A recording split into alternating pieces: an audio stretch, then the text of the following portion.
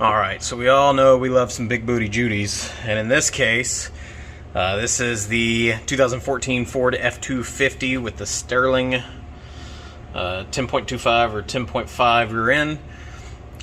So we are going to do an upgrade on this. I have been looking for several months about doing some upgrades and also doing out all the fluid changes. The dealership did an oil change when I bought it.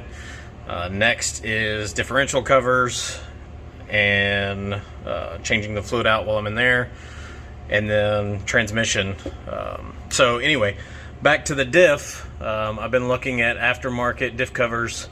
I don't really care about the bling aspect of it. I'm more about performance on this. So we are going to get rid of the stock cover, and I'll show you what we're going to end up putting in. Okay, so this is the pan from a 2008 to 2010 F250.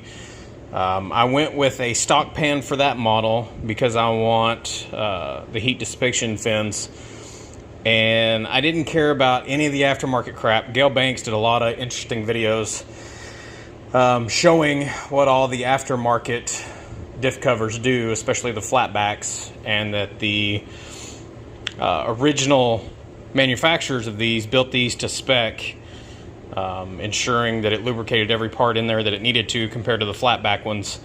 And I'll link Gail Banks video and show everything that he went through on it. So anyway, you know, while I was in there changing out the fluid on the diff, I figured I would go ahead and put a new cover on. So this one was fairly inexpensive. I'll link it in the description. We're gonna get it put on. I've got the bolts, and then I'm gonna try out this lube locker. You know, going along with big booty Judies, you need some lube. So this, instead of messing with any kind of silicone or getting the cork gasket or anything like that, lube locker, these are pretty interesting. I've got one ordered for the front and it's coming in. Give me a second, let me open this up and I'll show you what it looks like. See, now you understand why I did this rear cover swap out from the one with the grab bar and the plastic and all that. I still need to truck bed coat it, but I use my tailgate as a workbench on a lot of stuff. So this just goes to show you.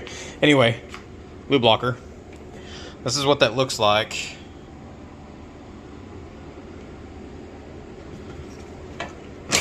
There is some knockoffs on Amazon that I found, and when it comes to this, you know, this I think was 21 and some change shipped compared to the knockoffs being like 13 bucks and some change, so $8 just to have a little peace of mind.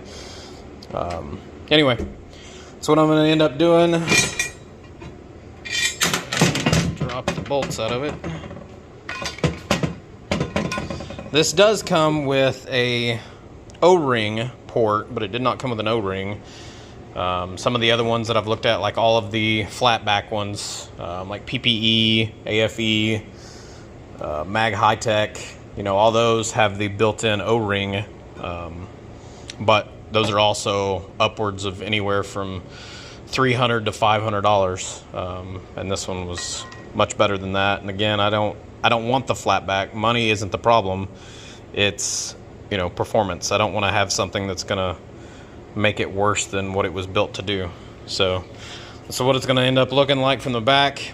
I've looked at some weld-in drain plugs that I've thought about doing on here, but I'm not gonna mess with that right now. We're gonna at least get this put in, see how this gasket works out. Next time that I go to swap it out, whenever I do the next change, I could end up putting in that weld-in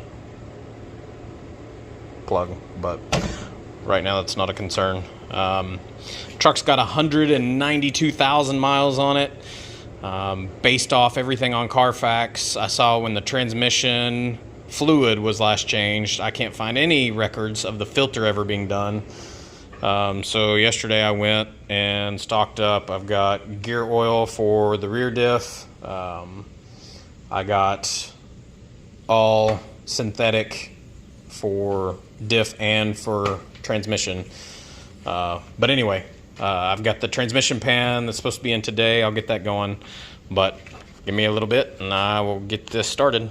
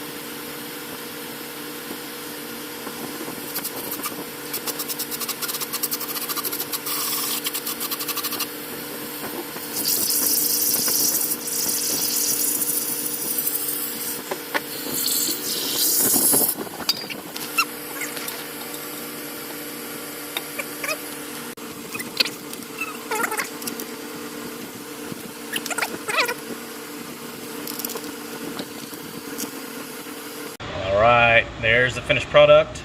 I'm going to get some fluid pumped into her. If I remember correctly, 75, 140. Am I good? 75, 140. Alright, we'll get it going. Alright, so right now I've got the box sitting underneath it after everything is done. Fluid's all filled. But anyway, the box is underneath it just to make sure I don't have any leaks. Because that's the first time I've ever used that lube guard. So we're going to see how that turns out. But other than that, I think that should be a pretty good upgrade, pretty cheap upgrade at that. But 75, 140 synthetic weight oil, gear oil, and then that new pan, and just a little bit of labor, saved a couple $100 bucks. But now I know it's been done, and that's what I wanted.